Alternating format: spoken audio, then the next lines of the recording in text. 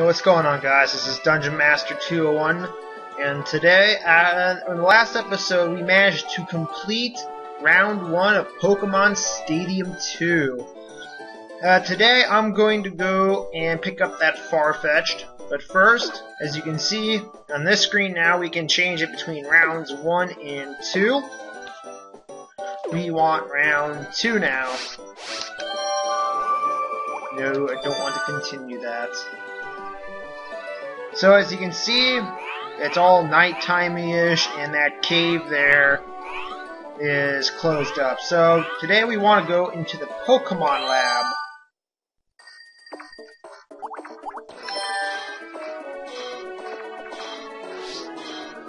I was entrusted with a Pokemon for you. It's this Pokemon. Take good care of it. Take the ball and tell me where you want to put it. So we are going to go ahead and place it here in box 14.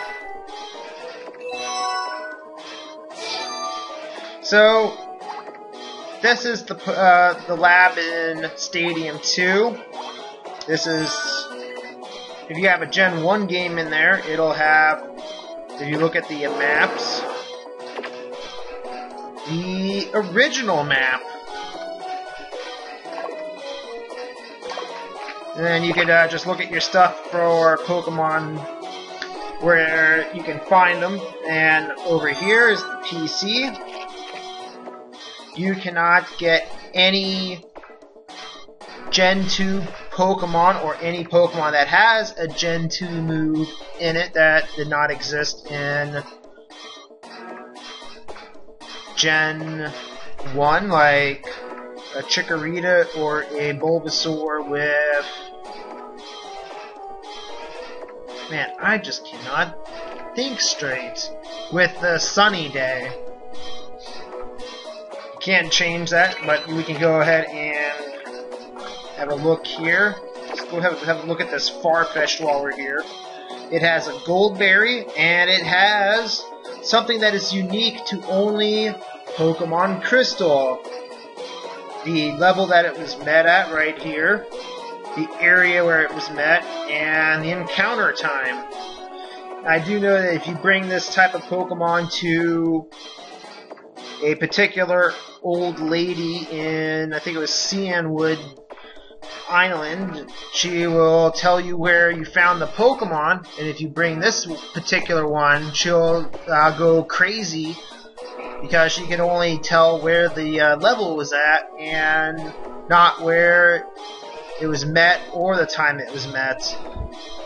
So this thing has Baton Pass, Agility, Sword Dance, and Slash. This is, to me, this is kind of a shitty gift.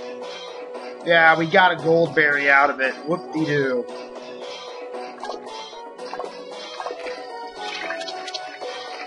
And boxes. Nothing that great.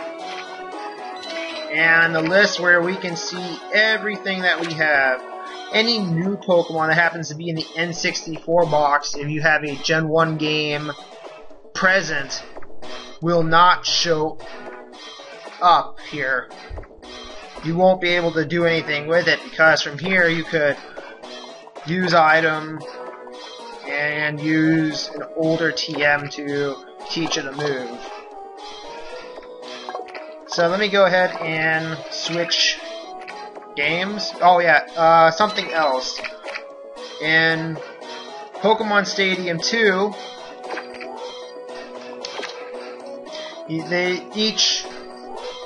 there's two different boxes for hold items. One for Generation 1 and the other for Gen 2. Now there's a way you can exploit this. You can get a freshwater in a Gen 1 game that is much further along. Put it onto Pokemon Stadium 2, get a new game, pick up that fresh water, and you could be in Saffron. The Saffron could be the fourth city that you could go to, which is why they changed it to a key item in... Well, the reason why they changed the item needed to a key item is because you could make Pokemon hold items and then trade it over to a friend. But this is where you can like literally have a game-breaking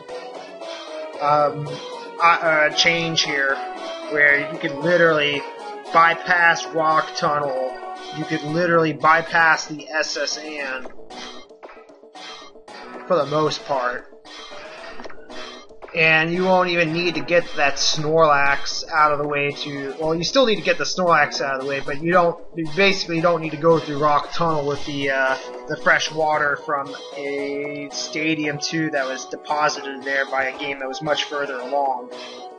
So you have one for the first gen, one for the second gen. Each of them can hold 250 items. And they are unchangeable. That means you can't have a Gen 2 item go over to Gen 1.